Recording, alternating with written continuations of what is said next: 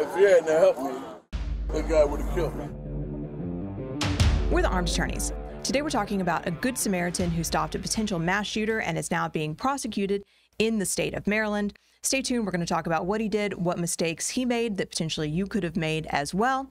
And before we get started, show your support for the Second Amendment by hitting the like button. And check out our sponsor, Legal Heat.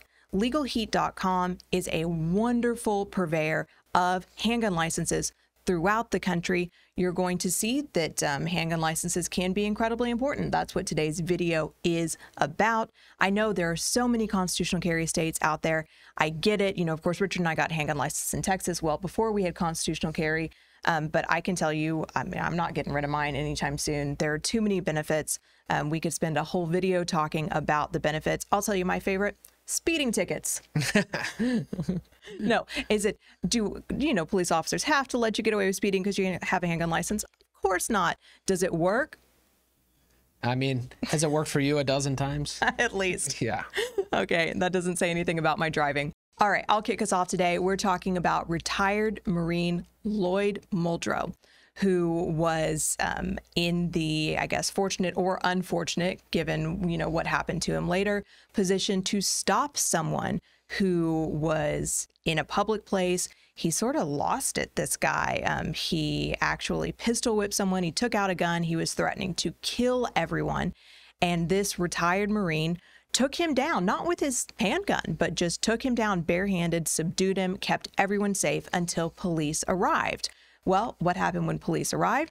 He disclosed to them, of course, that he was carrying a handgun, told them where it was, wanted to keep himself safe, wanted to keep them safe.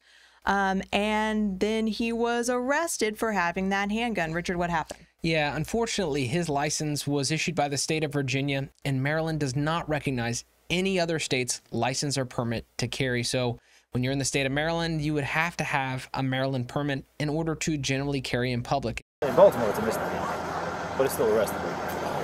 I know, this guy probably saved somebody's life and he got arrested. I can imagine that most of our heads are exploding right now because we live in a post-New York State rifle and pistol world where, we were told, by Justice Clarence Thomas that the predominant reason for the Second Amendment is for self-defense outside of the home. And how in the heck can these licensing requirements still stand these types of scrutiny? Why don't we have full faith and credit just like driver's licenses? I can hear all these comments.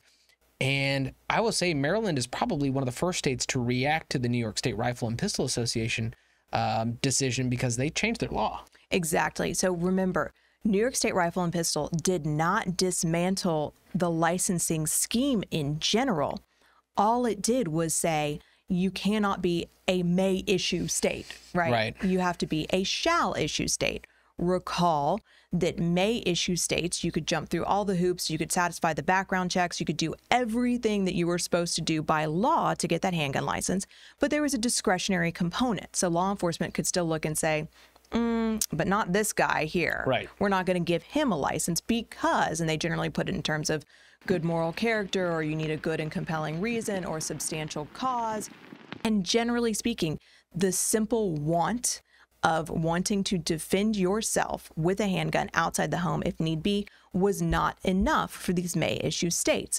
And so the governor of Maryland actually reacted to this, directed their state police to remove their good and substantial reason requirement in their handgun licenses. So Maryland has taken Bruin and essentially complied with the Bruin ruling by saying we're no longer a may issue handgun licensing state. We are a shall issue. And Bruin did not tell us that every state has to recognize every other state's handgun licenses. That remains the same. So, I believe that the state of Maryland is actually following our new world order here with Bruin, don't you think? Yeah, and apart from, and this is kind of a frustrating part about case law, is the court only decides the issue that's in front of them at that particular time. And so whenever we saw the New York State Rifle and Pistol case be decided, we saw all those questions. Hey, can I go carry generally in public in New York or my home state, or, and the answer to those questions were generally no, because it really only invalidated that one condition for the state of New York. And then, then it had to get applied out to the states, implemented, litigated. And that's kind of where we are here. And will this get challenged under the New York State Rifle and Pistol Association v. Bruin standard? And I imagine so. Most of these licensing schemes, I can imagine, are going to be challenged in one way or another. So you know, it's not the end of the story. But this is just a perfect illustration of, you know, you got to be so conscious of where you're carrying, because if this had, I'll tell you, if this took place in Texas, he'd probably be getting a medal from the governor of the state of Texas. Yeah, exactly. And, you know, instead what we have is he'll be appearing in court on October 31st. He and his attorney have given some public statements now. They intend to take this to trial.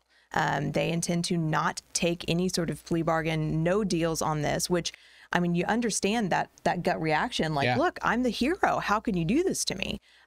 It puts him in a scary place, though, because essentially he is relying on something we call jury nullification. Yeah. Right? So, oh, go ahead, Richard. Well, I was just going to say, I mean, the system, and that's, you know, I don't call it the justice system anymore. I mean, the system treats whether you're a hardened criminal, you know, 25 to life gang member, or whether you're kind of a hero in this scenario, the system treats you the same. And so it's kind of a huge wake-up call to a lot of people who find themselves in these defensive incidents, because that's kind of the unfortunate and uncomfortable position that he's in. But going back to your point on jury nullification, I think that's what they have to hang their hat on. Right, which is just this idea that a jury can look and say, yes, I do see that technically in the black and white, he has committed a criminal offense, but we're not finding him guilty.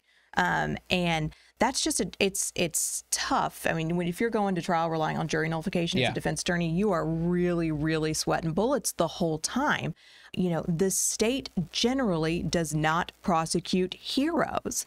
And so, you know, if you are carrying past a trespassing sign and you end up having to, you know, stop a mass shooter by using your handgun, are you generally going to be prosecuted for that? And our answer generally is no. But just because it's not a good idea for the state to do it doesn't mean that they can't or they won't. And this is a very, very good reminder that, particularly depending on your jurisdiction, there is nothing stopping them, and you have to be very conscious of where you are. No, exactly right. And I think this is, and I do think we'll see some constitutional challenges arising out of this, you know, criminal charge, and we hope to see those litigated. But this case is a perfect illustration about, even in light of jury nullification or challenging the underlying constitutionality of, you know, whether I need a license in a particular state, that you have to understand the federal law on what may protect you.